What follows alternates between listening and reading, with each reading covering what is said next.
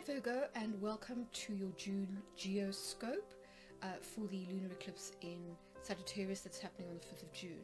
So this reading or forecast is designed to cover the 2 weeks between the 5th of June when we have the lunar eclipse, which is a full moon, and the following new moon, which will be a solar eclipse that begins a fresh cycle for you and for the collective with regards to the next 6 months. So in other words, the second half of 2020.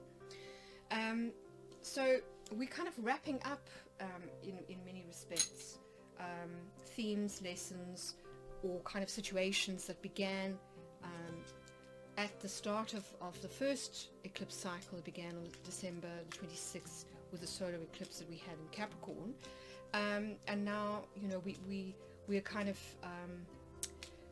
integrating. We are releasing what no longer serves, and we're kind of preparing ourselves to press the reset button at the next solar eclipse, which happens around about June the 21st, so around the solstice, towards the end of June.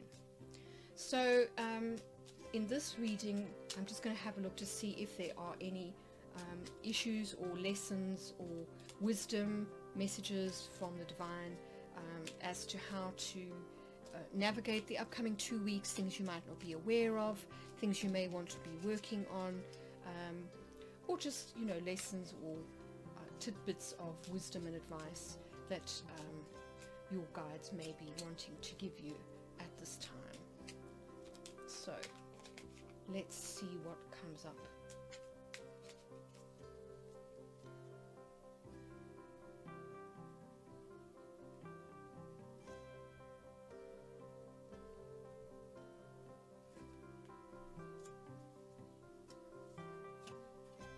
So the first card out, which tells us something about your sort of state of mind as you enter the sort of eclipse gateway, is Laetitia. Now Laetitia is the Latin word for happiness or joy, and this is Jupiter in the sign of Pisces. So this kind of points to relationships for you, because the 7th house in your chart, if you've got Virgo rising, is Pisces.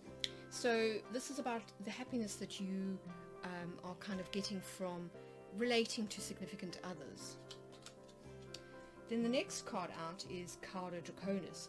Now this is really apt from an astrological point of view, because at a lunar eclipse we tend to be working on south node stuff. So we tend to be working on what we are releasing from a karmic perspective, from a soul perspective. And of course, Cauda Draconis is the tail of the dragon, so this is the south node. And this is really emphasized or kind of highlighted at lunar eclipses. So it does suggest that on some level you are releasing something when it comes to family, ancestral ties.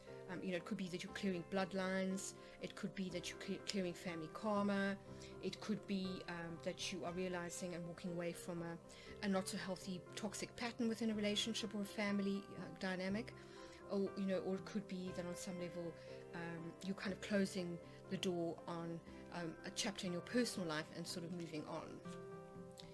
Then we have Puella. So this is the geomantic figure for girls. So this is really about relationships. This is Venus in the sign of Libra. And so falling in your 7th house, this is really about significant relationships, particularly with women.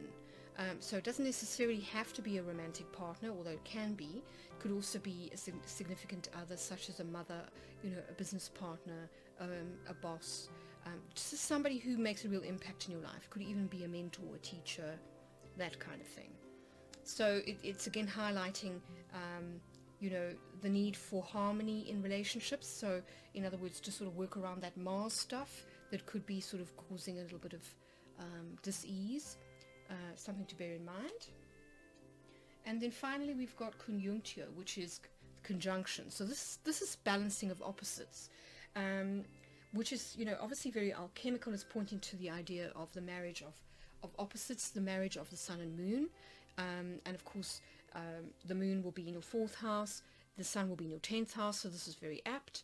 It's also Mercury in the sign of Virgo, which is where Mercury is exalted, and of course that is your your zodiac sign. So I think this is really highlighting the need for balance, for unity consciousness within yourself, for coming to a place of centeredness, as a result of whatever gets released at this time, possibly around family dynamics.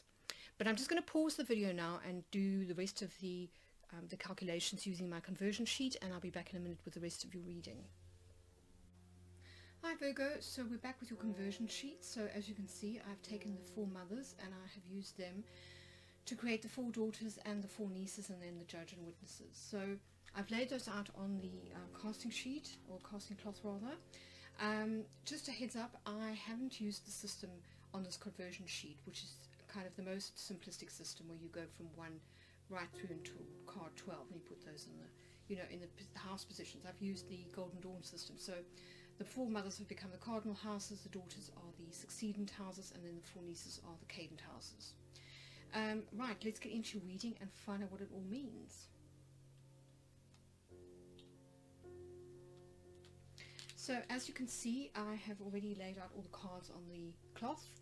So let's get into interpreting them further.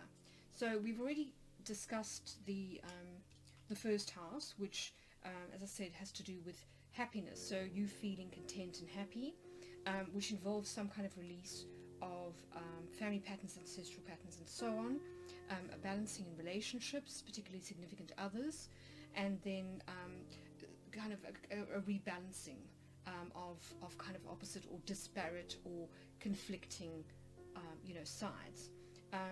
So that's kind of a summary of the initial reading. Then I think the thing to look at is kind of more information. So if we want to sort of say, well, what is sort of helping you in this area, and here we can look at the 9th house, which is kind of divine assistance and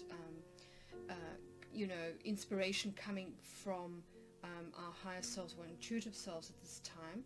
And we've got Puella, so it's echoing the sort of 7th house stuff, and that seems to be saying, try and find the middle way, try to sort of look for harmony and kind of middle ground when it comes to relationships, because this will help you to sort of preserve your sense of happiness. And it's interesting that the left witness is again echoing this theme of Puella, so this Libran theme really.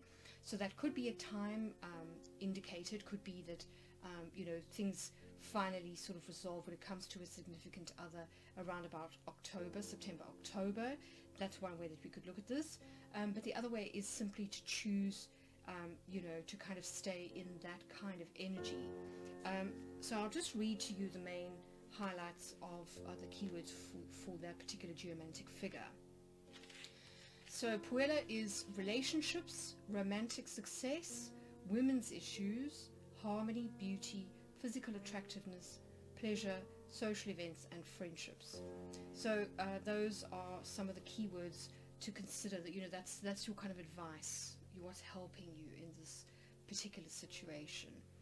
And then if we want to look at what might be hindering you, we look for the kind of the negative figures. So here we've got in the 3rd house, which is opposite the 9th house, Casse. So this is about self-expression and kind of like human communication. So if we think that Mars is causing trouble in the 7th house, it could be to do with miscommunication, misunderstandings, that kind of thing. And the energy that's driving this is Casse, which is about imprisonment or loss. So it could be that lockdown is causing sort of like communication jam-ups. We can't see people, for example, in person. So that might be one of the reasons why these issues have arisen, from physical separation. And even though electronic forms of communication are good, a lot of the nuances can kind of get lost in translation, so that can also cause problems. The other thing is that when we communicate, we need to just bear in mind that this is Saturn in Capricorn, so it could be that we're kind of communicating from a place of sort of lack or scarcity, and this could be again feeding into the idea of mistrust, which kind of comes up around you know, it's sort of 8th house issues, which, you know, as I said, you know, might be highlighted for you during this particular eclipse. So I'm just going to read you the keywords for Corsair in case that jogs your memory.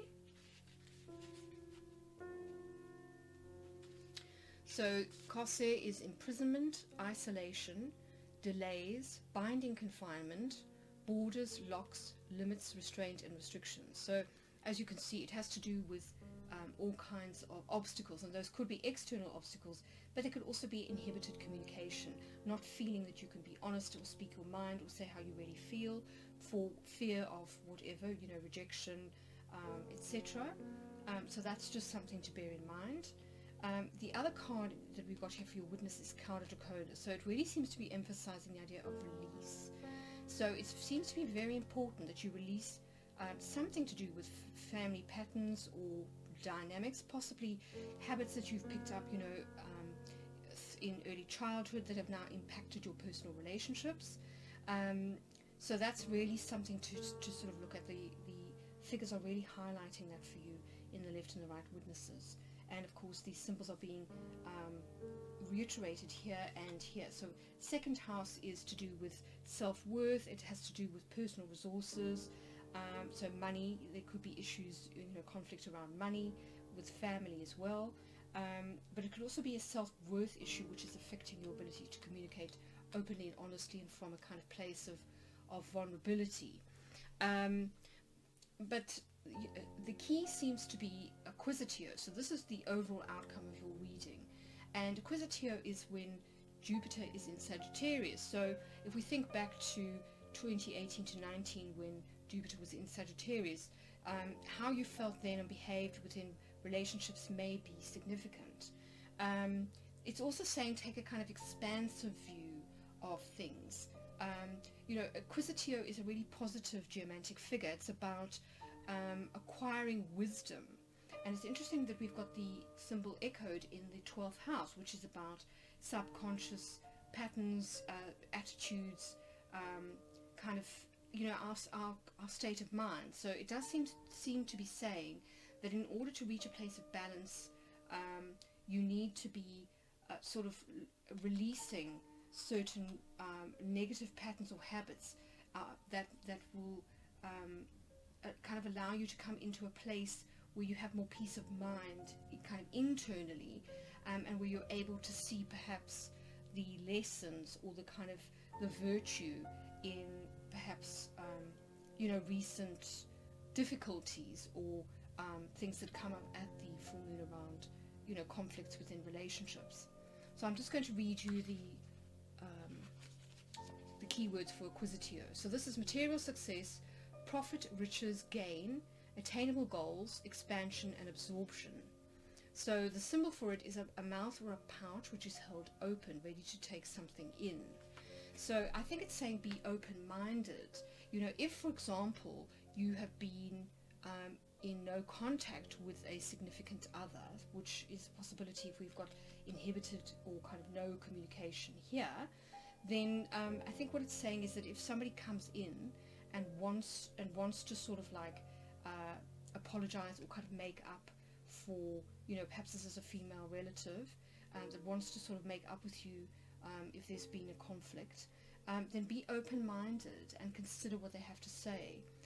It's possible that even though, you know, you don't trust them, because we've got karmic lessons here that suggest that you're having to learn to trust or kind of allow people into your more vulnerable kind of side. But you know, if you do, then there is tremendous gains to be made within the sphere of relationships, particularly when it comes to karmic contracts or lessons, soul lessons to do with relationships. So that seems to be fairly clear, Virgo. A very sort of singular message here. So I hope that's been helpful and that it's resonated. If it has, you know, do drop me a comment in the description box or the comment box below. And if you'd like to receive more geoscopes like this, you don't want to miss out, then do hit the subscribe button so that you won't miss any future videos that I post. But anyway, I'm wishing you all the best for the upcoming full moon lunar eclipse, and I'll catch you for the upcoming solar eclipse towards the end of January.